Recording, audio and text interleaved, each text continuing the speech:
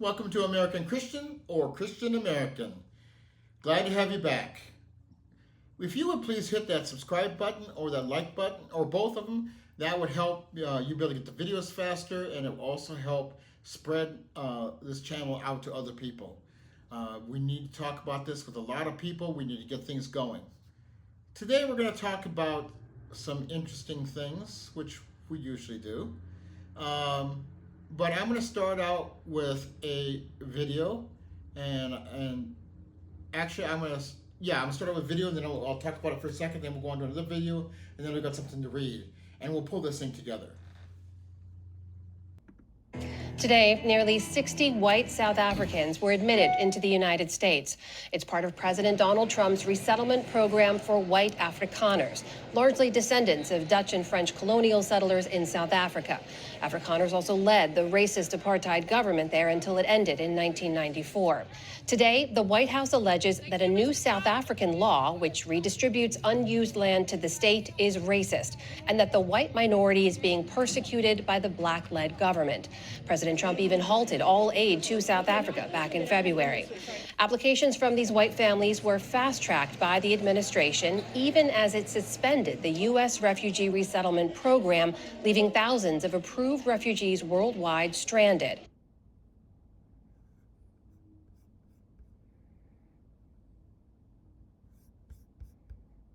All right, so we've got the United States of America under the Trump administration who has decided to close the borders. We don't want any of these immigrants coming in here. We've already got too many we've got to kick out in the first place. Oh, they're white? Sure, come on in.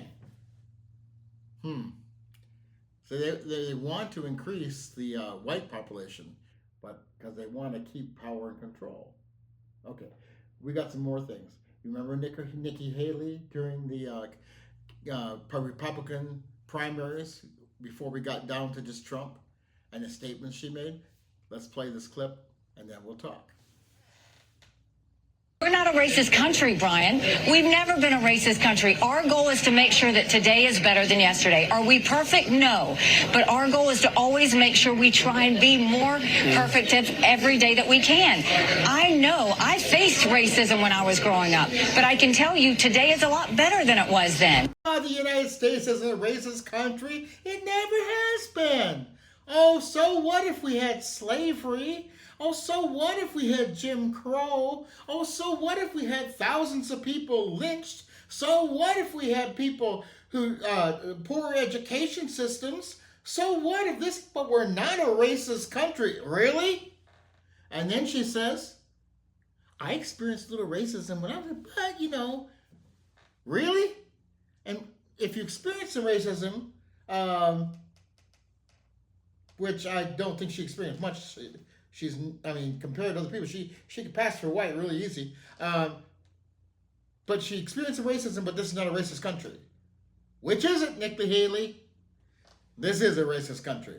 You see, Trump wants these South Africans to come up with any old excuse why they should come in, and he wants all different types of immigrants to come in who are white. He needs to find white people. But there's nobody who wants to come here. Look at Canada. The 51st state. Why does he want Canada 51st state? Oh, he wants the minerals, he wants this, he wants that. What he wants is the white people. The more white people, the better, to make this a whiter nation. Then you've got Europe. Come on over, Europeans. We'll get you in here.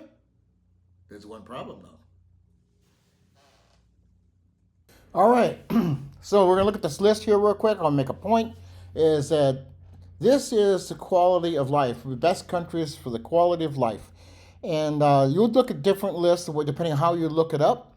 And this was also in 2024. So countries can move around, or depending on how you word it, there might be a different aspect of how it's listed. Okay, so this one lists best countries for quality of life scores across the following matrix: affordability, good job market, economic stability, family friendly, income quality, political stable, safe, well-developed public education system, well-developed public health system. And in this list, Denmark was the first, then Sweden, Switzerland, Norway, and Canada, Finland, Germany, Australia, Netherlands, and New Zealand.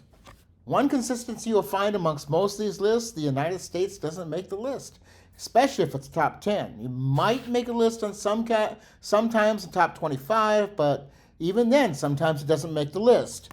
So why would anybody want to come here? Not from these other countries. Not when you're talking about countries that are considered more white. Why come to the U.S.?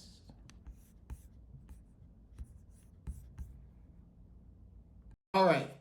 So all these countries, Canada is listed as the 5th most livable country in the world. Canada, up north, 5th most livable country in the world. And the U.S.? Nah, not so much.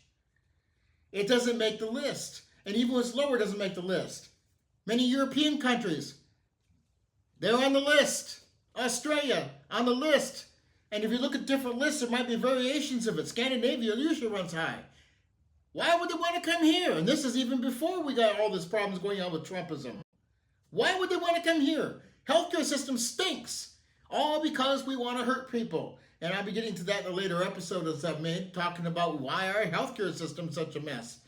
You can guess it, but we'll get to it later. Why would people want to come here?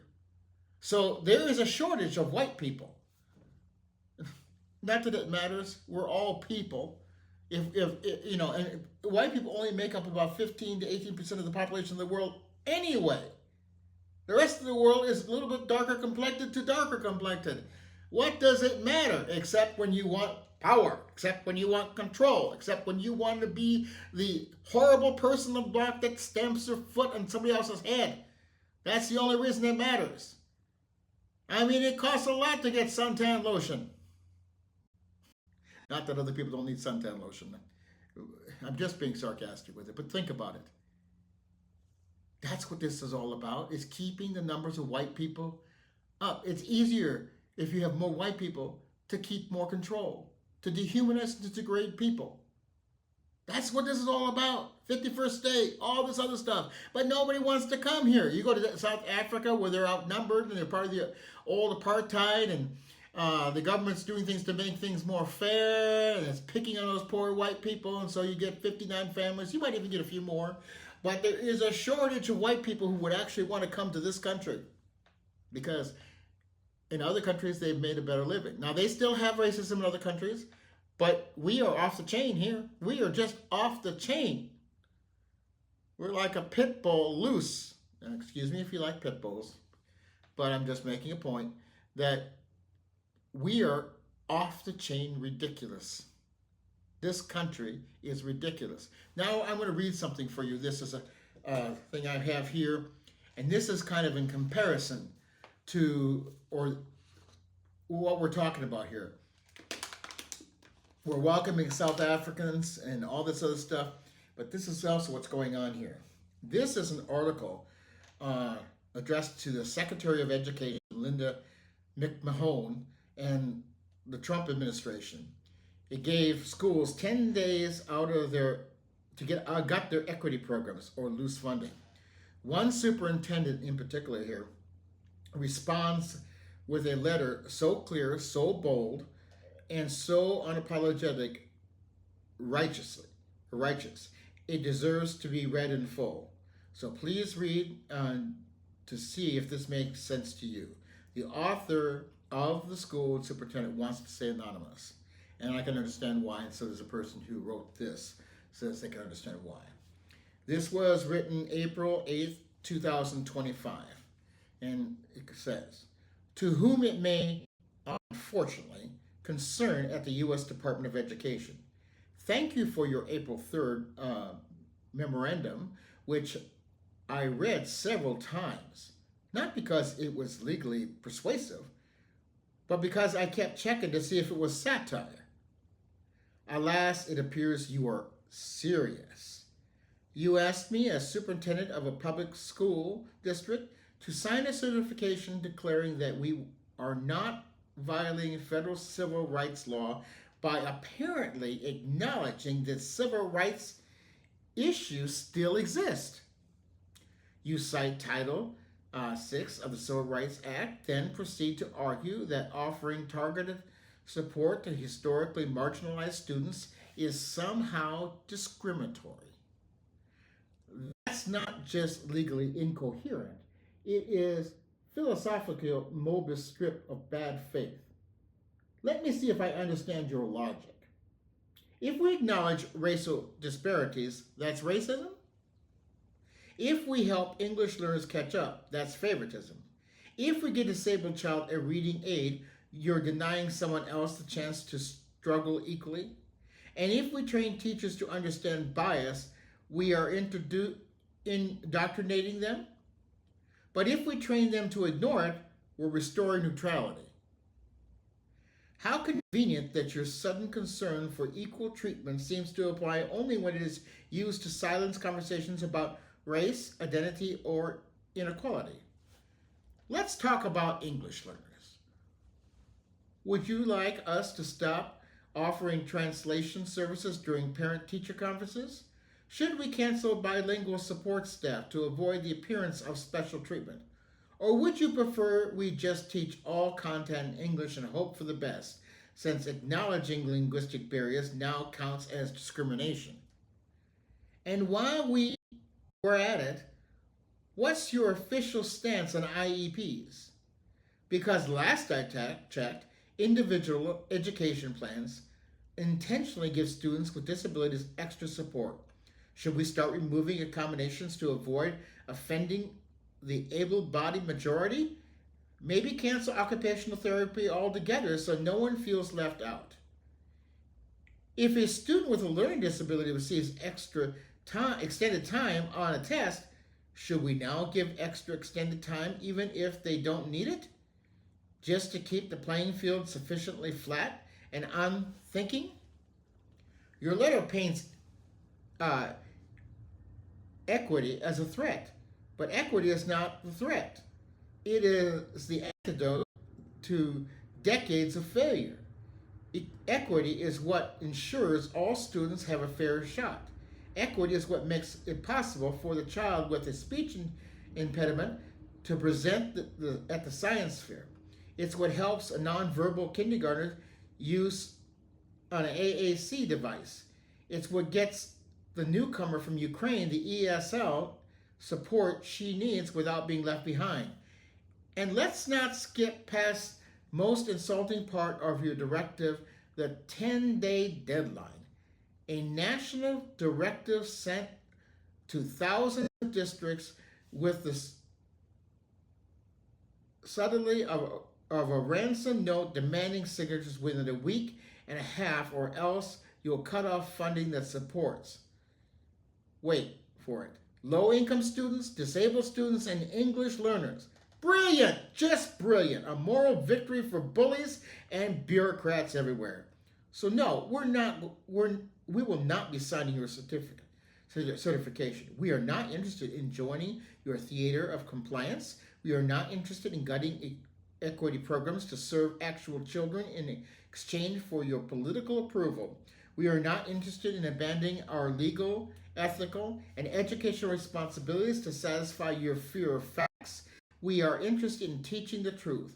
We are interested in honoring our students' identities. We are interested in building a school system where no child is invisible and no teacher is punished for caring too much. And yes, we are prepared to fight this in the courts, in the press, in the community, in Congress, if need be, because this district will not be remembered as the one that folded under pressure. We will not be remembered as the one that stood it. We will be remembered the ones that stood its ground, not for politics, but for kids. Sincerely, District and Superintendent, still teaching, still caring, and still not signing. Brilliant. Absolutely brilliant. So here we're talking about they want to get all the white people in here we can, and they didn't say it that way, but that's what they're doing. And we want to kick out all the non-white people we can to make this place a little bit more whiter, because if they keep having babies and we can't get our people to have babies, then we're going to be outnumbered and we're going to lose our country club membership. And what will we do then? What will we do with our country club? We have to invite other people. No, we can't do that. We gotta have it be an all white place. But we're running out of white people. And then you've got this letter that responds to it brilliantly, because these people are ridiculous, but they're also dangerous, they're also cruel, they're also heartless, and they are also totally ungodly. And remember that the core of this MAGA movement is white Christian nationalism. People who call themselves servants of God, and they're nothing but. They are people who want power and hate. And this is not what we need. Until the next time on American Christian or Christian American.